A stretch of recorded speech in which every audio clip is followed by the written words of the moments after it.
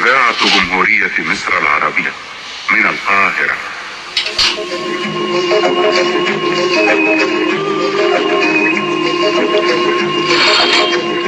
من حديقة الشعر والكلمات أقدم لكم قطرات الندى،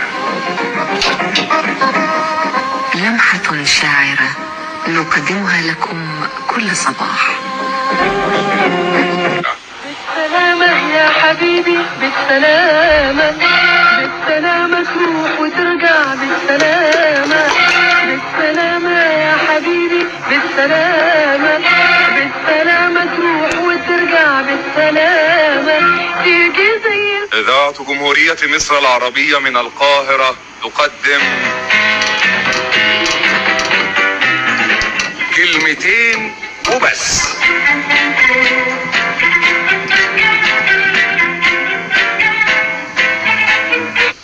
إلى ربات البيوت.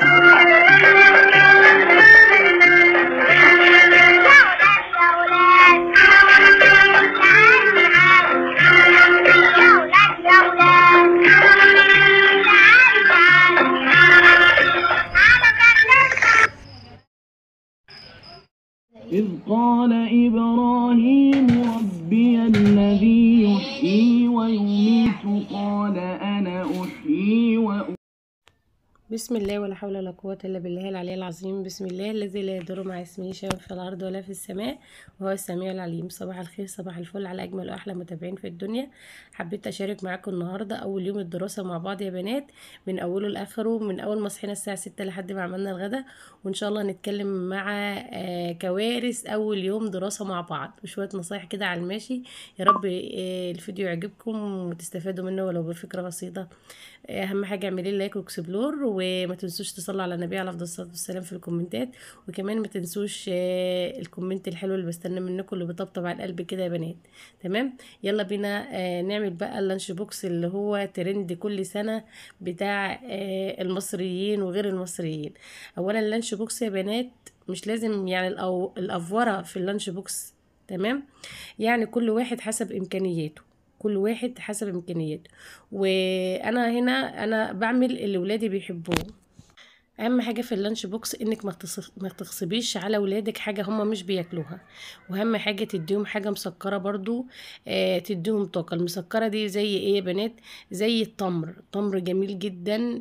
شوكولاته الدكن الخام، مش الشوكولاته اللي هي ممكن تعمل هيبره كده وتدي فرط حركه للولاد. لا، لما تجيبوا شوكولاته هاتوا الشوكولاته الدكنه وكمان التمر. ده اكتر حاجتين بيعملوا بيدوا طاقة للولد علشان ما ينامش، لان احنا طالعين من صيف، يعني صيف يعني بننام الساعة 3 الساعة 2 بنصحى الساعة 10 11، فطبعا الدنيا مقلوبة معانا خالص. فطبعا اليوم ده صعب بالنسبة للأم وبالنسبة للولاد. هنتكلم عن الموضوع ده، بس اهم حاجه نتكلم على اللانش بوكس بتاعنا الاول.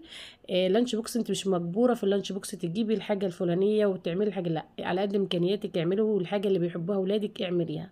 انا ولادي بياكلوا الجبنه والشيبسي واللانش ده، سندوتش فول، سندوتش طعميه، ده اخرهم. حاجات مسكره عندهم ممنوع. يعني الشوكولاته الداكنه ماشي، التمر ماشي، ممكن يدوم طاقه ان انا اعمل لهم سندوتشات. صراحه النهارده كنت جايبه لهم حلاوه طحينيه جميله جدا، انا جايباها في مشتريات الاسبوع ده، وان شاء الله هنزل لكم الفيديو بعد الفيديو ده. جايبه الكيلو، والكيلو من الحلاوه الطحينيه دي اتعمل 120، كنت جايبه كيلو الا ربع ب90 جنيه بس. يعني الحلاوه الطحينيه مختلطه، تحس ان عليها شوكولاته، فقلت هيحبوها وكده. هم عامه ما بيحبوش السندوتشات المسكره خالص، بس انا قلت اجرب برضو يدوم طاقه، لان انا لسه ما جبت لهمش تمر ولسه ما جبت لهمش شوكولاته داكنه، لان لازم اسافر المركز. يعني انا في قريه تبع المركز، فلازم اسافر المركز عشان اجيب الحاجات ديت من حد مضمون وكده. فانا حبيت اعمل لهم سندوتشات الحلاوه الطحينيه ديت، بس للاسف ما فيش الا بنتي بس هي اللي كلته. حتى انا منبهه عليهم مش اكلوها، ادوها لحد من صحابك ياكلها. بعمل لهم كمان سندوتشات بزياده. بشوف بسبوسه قاعده جنبي، دايما قاعده جنبي في اي وقت يا بنات، حبيبه قلبي. دايما فيديوهاتي هتلاقيها معايا منورون، اعملوا لها لايك واعملوا لي لايك. هنرجع بقى نقول لكم ايه. بنتي بس اللي كلت السندوتش المسكر، اما الولاد صراحه ما كلوش السندوتشات، وقالوا يا ماما ما عندوش تحط لنا تاني. بالنسبه انا بزود لهم سندوتشات ليه يا بنات؟ لان مثلا في ولد ما باخدش سندوتشات قوي. المهم ان هم يدوا زملاتهم، لازم اعلمهم ان هم يدوا زملائهم من السندوتشات اللي معاهم، فعشان كده بحط لهم بزياده. يعني مليت لهم اللانش بوكس من تحت ومليت لهم كمان فوق، وحبيت احط لهم كده جزر و... وخيار، ده كويس جدا للاطفال برضو، حاجات جميله برضو. ممكن تحطي فاكهه، بس للاسف برضو بقول لكم ما بحبوش الفاكهه في اللانش بوكس دايما، حتى هتلاقي اللانش بوكس بتاعي هادي وساده كده مع نفسه. المهم حاجه ان انا ما بكلفش فيه الحاجات اللي بحاول احط كل الحاجات اللي هم بيحبوها. هم رجعوا لي النهارده بالحلاوه الطحينيه ما عدا بنتي، يعني ما اعرفش هي صراحه كلته ولا اديته لحد من صحابها يعني. تمام. فانت مش مجبره يا بنات، مش مجبرين ان احنا نحط حاجات فاي وواو. اهم حاجه لازم نعمل حساب للناس اللي بتبقى مع اولادنا في المدارس، اللي ما بيقدروش يعملوا الحاجات اللي هي ممكن الهمبرجر، الكباب، الكفته، البانيه والحاجات دي. انا نادر لو انا عملت لهم سندوتشات من الحاجات دي عشان صحابهم يا بنات. تمام كده خلصنا مع بعض اللانش بوكس بتاعنا، وقلنا شويه نصايح على الماشي كده، حاجات خفيفه. هنا بقى الحبايبي بعد ما خلصت اللانش بوكس كده، انا عندي محمود هنا ربنا يشفيه، ادعوا لي يا بنات ان ربنا يشفيه لانه عنده حادثه في عينيه. رمود، حاجه الرمود ساعة الحائط انفجر في عينيه السنة اللي فاتت وحرق القرنية، وانا نزلت فيديو ليه على القناة القديمة، وبصراحة جاب عدد كبير من المشاهدات يعني، وناس تفاعلت مع الفيديو جامد، علشان انا حد طلب مني انزل انصح الناس باللي حصل لابني صراحة. وانا صراحة لسه مش عارفة ممكن انزل الفيديو ده على قناتي ديت ولا لا. تمام. وصراحة انا مريت بسنة صعبة جدا جدا، لان هو انصاب في شهر 10 اللي فات، وان شاء الله 10 اللي جاي ده هعمل له جزء عمليات باذن الله. اهم حاجة الولاد عندي محمود اللي لابس نضارة دوت رايح سنة 5، وبنت الصغيرة دي اخر حاجة رايحة سنة 4. تمام. وبنتي الكبيرة في تالتة اعدادي تقع، واياد في سنة اولى اعدادي السنة دي. انا عندي 2 في تانية اعدادي و2 في ابتدائي. تمام. انا صحيت الساعة 6، صحيت اياد لان اياد بيروح المدرسة بدري قوي، بيمشي بدري، فبيروح عشان كده ملحقتش اصوره قوي. هو بيمشي بدري فبيطلع الساعة 11:30 لان في فترة مسائية بعده، وبعدها بيجي محمود ورؤى بيمشوا عادي الساعة 7:30، بيدخلوا الساعة 8 المدرسة. ففي فرق بقى ان المفروض دول يصحوا 7 ودول 6، بقى انا بصحي الكل الساعة 6، والمهم ان اول يوم دراسة بصحيهم بدري. عملت بقى سندوتشاتهم صحي بقى، غسلوا اسنانهم واتوضوا وصلوا، وكمان راحوا المدرسة. وانا من ناحية الصلاة ده منبهة عليهم كل فرد من الفروض، لان عشان بحس في تقصير منهم، فانا بقول لهم كل فرد من الفروض مش هتصلوها هيتحس. يعني مثلا الفجر ب1 الظهر ب2، يعني هبتدي معاهم كده، يعني بحيث ان انا هاخد منهم 5 جنيه من مصروفهم لما صلوش ال5 فروض في نفس اليوم. تمام.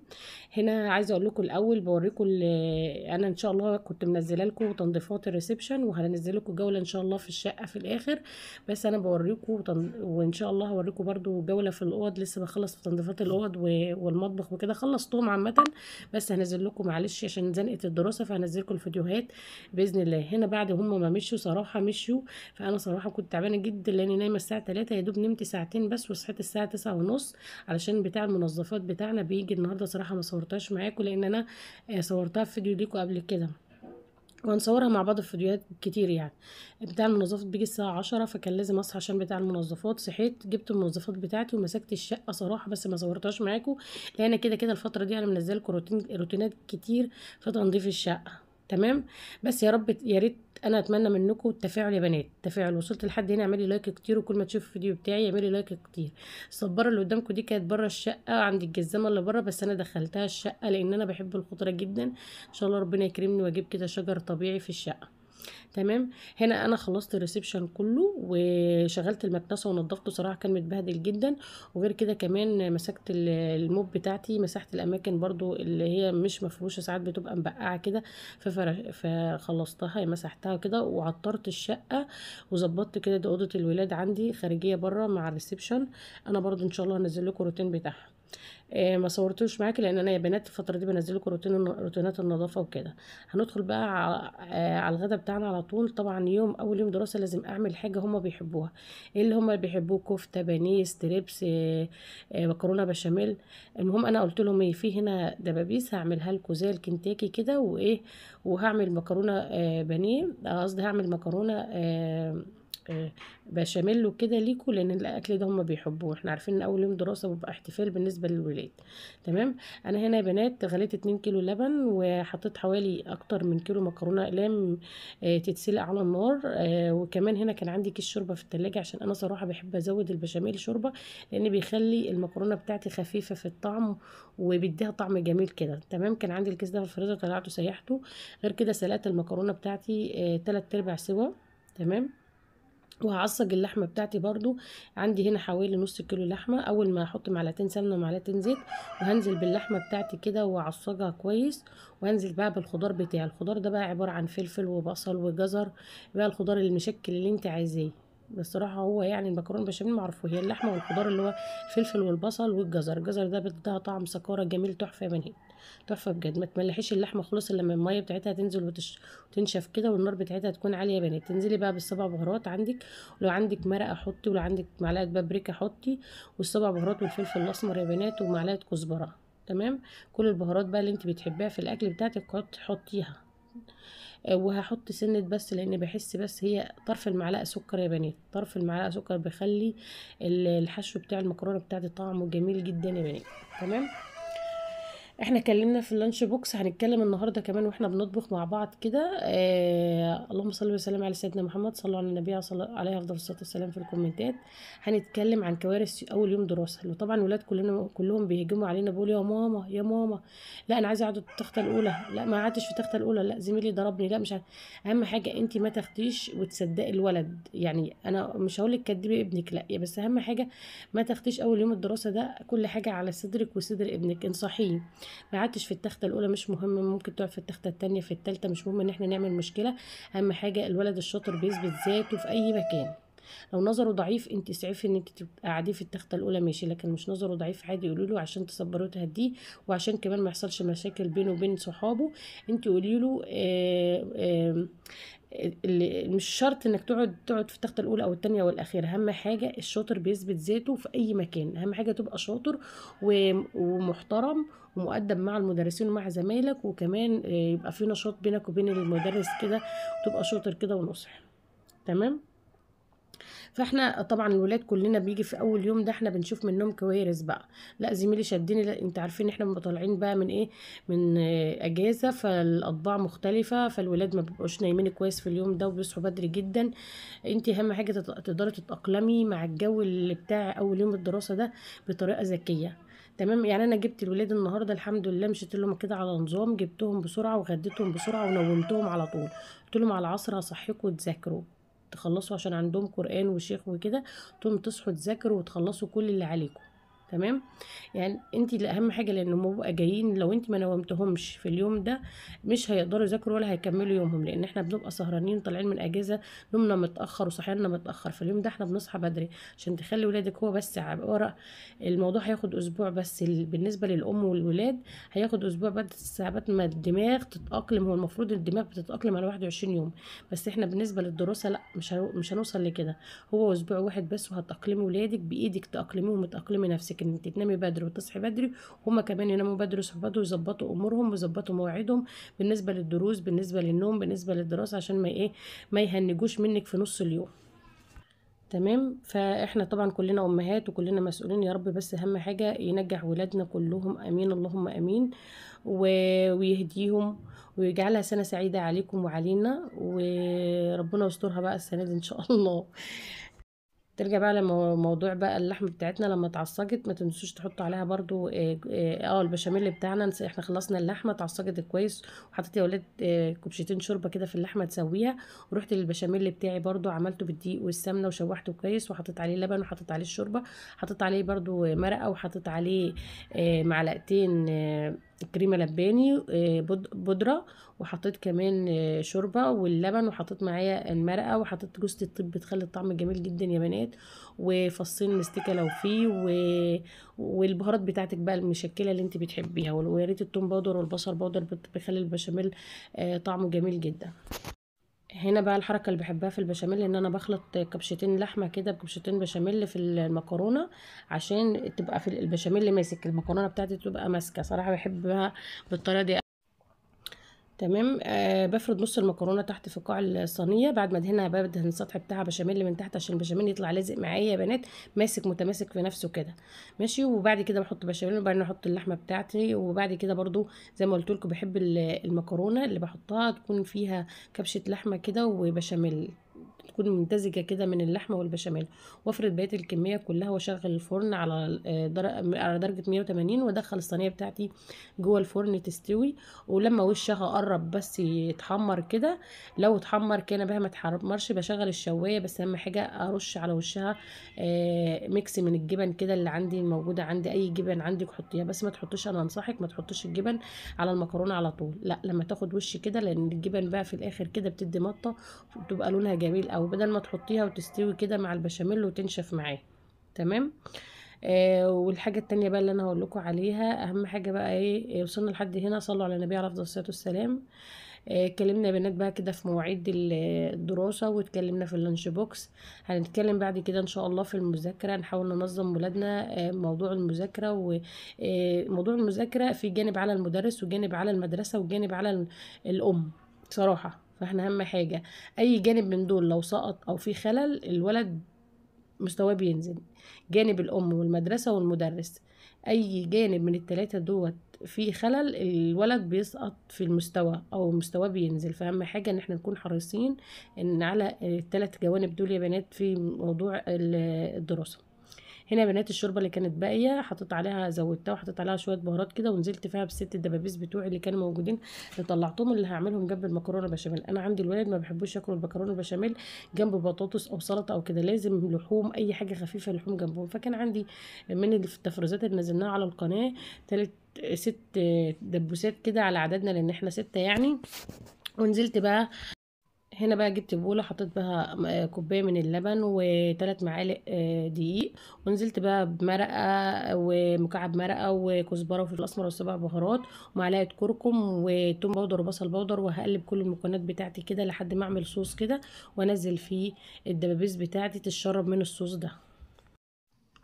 وهقلب كل المكونات دي كويس يا بنات، وهنزل الدبابيس بتاعتي تشرب منها. وهجيب لي صينيه تانية بقى احط فيها نفس المقادير دي، هحط برضو 3 معالق دقيق ومعلقه نشا، اهم حاجه معلقه النشا. تمام. واحط كمان مرقه فوريه وكركم وكزبره وفلفل اسمر. وما تحدقيش الخلطه اللي انت هتطلعي فيها الدبابيس، تطلعيها منها وتحطيها في الكفر الخارجي ده يا بنات. كده انا هسيب بس الدبابيس حوالي 5 دقايق كده اهوت في الخلطه بتاعتي دي كده. انا بحب اعمل لهم حاجه خفيفه كده تشبه بالكنتاكي يعني علشان اشجعهم في اول يوم دراسه. تمام. هنا قلت لك زي ما قلت لك جبت المقادير بتاعتها اهو، وجبت كمان معلقه بقسماط نسيت اقول لكم عليها، يبقى دقيق وبقسماط ونشا.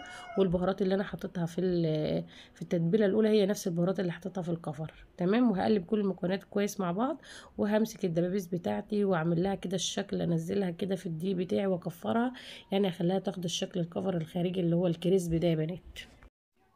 يلا يا بنات اعملوا لايك كتير كتير كتير للفيديو، وما كنتش مشتركه في القناه انزلي واشتركي في القناه عشان تنوريني. وما تنسيش الكومنت الجميل اللي بستناه منك اللي بيطبطب على قلبي. اقول لكم ايه، يلا كل سنه وانتم طيبين بالعام الدراسي الجديد يا بنات. تمام. هنا برضو همسك كده زي ما قلت لكم الدبابيس بتاعتي في الكفر كده واظبطها، طبطبي عليها كده بايدك ولحد ما تديك الشكل الخارجي اللي هو الكريسبي زي ما قلت لكم. همسكها كده كلها، هخلص ال6 دبابيس وهدخلها الفريزر حوالي 10 دقايق تجمد، بس تدي تجميده كده. اما بقيه المسحوق بقيت قصدي الخلطه بتاعتي هدخلها في الفريزر يا بنات، لان ممكن استخدمها مره تانية. هنا بقى زي ما قلت لكم المكرونه يا دوب هي خدت وش، نزلت عليها بالميكس من الجبن كده عشان تدي كده ايه طعم ولون حلو كده للبشاميل.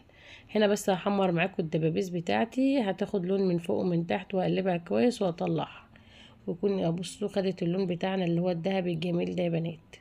وكده بعمل لهم الحاجه اللي هم بيحبوها وحاجه خفيفه متكبش. انا غديتهم صراحه ونومتهم، بحاول على قد ما اقدر ان اظبط نومهم، ربنا بس يصبرني، لان صراحه امبارح ليله الدراسه دي تعبوني جدا جدا جدا. عايزين الكوتشيه، عايزين مش عارفه ايه، عايزين مش عارفه ايه، خاصه محمود ابني متعب جدا فيما تتخيلوا. ربنا يهديه ويهدي ولادك اللهم امين. ما تنسوش تدعوا في الكومنتات ان ربنا يشفيه. صراحه انا كنت ناويه انزل فيديو زي ما نزلته على قناتي القديمه، يعني احرص الناس ان على اولادهم ما يحصلش ليهم زي ما حصل لابني. بس صراحه عن نفسي مسدوده، مش حابه انزل الفيديو، مش عايزه اصدر لكم طاقه سلبيه. بس هو مش طاقه سلبيه ولا حاجه، هو حصل له كارثه كبيره فكان لازم اقولها علشان ولادكم ما يتعرضوش لنفس اللي اتعرض ليه ابني، بس مش اكتر. ادعوا له ربنا يشفيه. وان شاء الله خير. لو انا جات لي فرصه وحسيت نفسيتي تمام ان حبيت انزل لكم الفيديو هنزله لكم ان شاء الله باذن الله. اهم حاجه التفاعل على القناه يا بنات واللايك ما تنسيش. انا عملت برضو سلطه شوربه سلطه او الويسكي بتاعنا المصري عشان هما بيحبوا على المكرونه. يا رب يكون النهارده الروتين بتاعنا عجبكم. استنوني الروتين جديد باذن الله.